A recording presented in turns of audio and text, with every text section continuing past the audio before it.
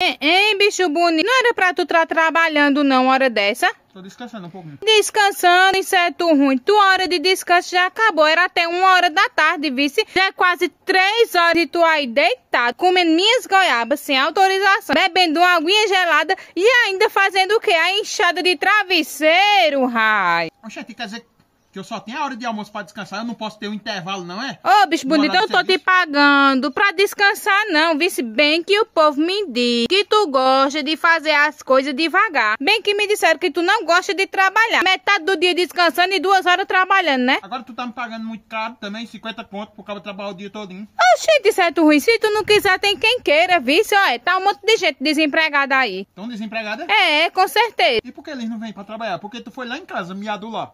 Tiado lá, rapaz. Serviço bom desse, tu não encontra em outro canto, não. Vou levar umas goiabas dessa pra fazer suco. Agora deu a boba mesmo, oxi.